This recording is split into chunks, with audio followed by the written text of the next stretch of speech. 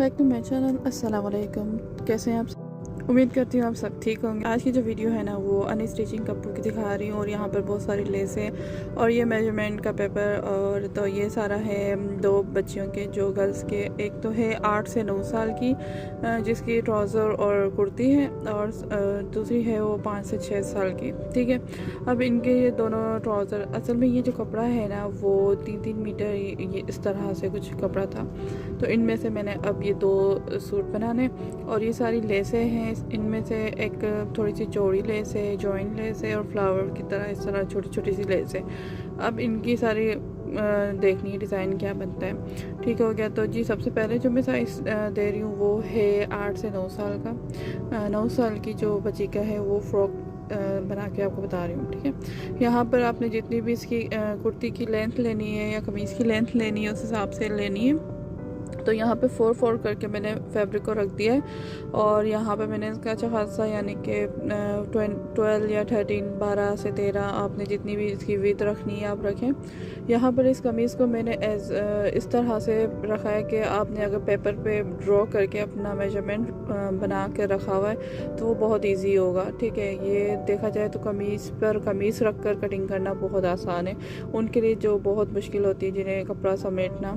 तो आप इस तरह से ना मेजरमेंट करके और पिन करके, पिन लगाकर और इस तरह से ना बिल्कुल कटिंग कर दें। अब यहाँ पर ये जो है वो कुर्ती की कटिंग की, और अब जो कटिंग कर रही हूँ ना वो मैं इस तरह से एयरलाइन कमीज़ की कटिंग कर रही हूँ। लाइक कमीज़, कुर्ती, फ्रॉक, जिस तरह आपने इसका नाम रखना है तो ये इस तरह नाम रखते हैं। ठीक है, अब इसकी मैंने विड्थ ज़्यादा रखी है, और यहाँ पर जो इसकी कुर्ती की थी दामन वो थोड़े से स्ट्रेट कुर्ती थी तो इसलिए वो सीधी थी।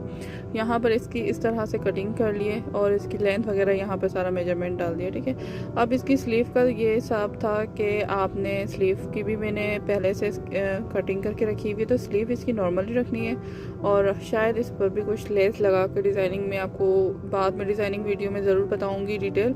ठीक है, यहाँ पर इस तरह से स्लीव का पूरा आपने ड्राफ्ट रखकर और पिन करके और अच्छे से आपने बस इसकी पे क्या कहते हैं कटिंग करनी है। इस तरह से लेंथ वगैरह सब कुछ चेक कर लें।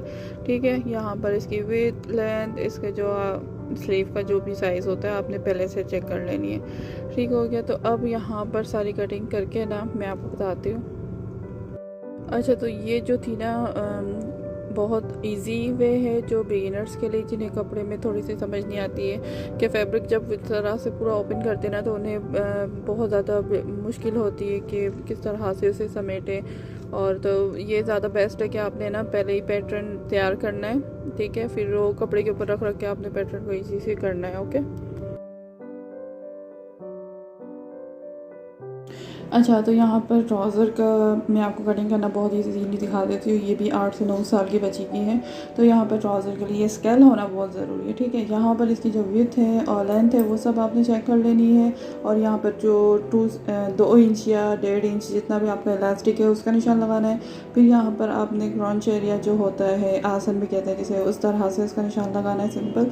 और यहाँ पर जो इसकी विड्थ आ रही थी वो 10 आ रही थी या 10.5 इस तरह से आ रही थी। ठीक है, अब इसका जो बॉटम था ना वो 6.5 था, और यहाँ पर मैंने स्केल से इस तरह से निशान लगा के बस आपने सिंपल सा हल्का सा राउंड करके ऊपर से जो आसन होता है उसके बाद आपने यहाँ से ना इसकी कटिंग करनी है। कटिंग करके, और ये इलास्टिक वाला ट्राउज़र जी बिल्कुल सिंपल, ज़्यादा कोई इसमें वो नहीं था।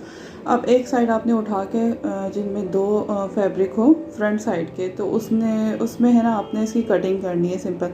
ठीक हो गया, और ये सेम कटिंग और इसी तरह से आपने मेजरमेंट लेके ना अब अपने लिए भी लेडीज़ भी इस तरह से ना सिंपल सा ट्राउज़र कट कर सकती है। ठीक हो गया।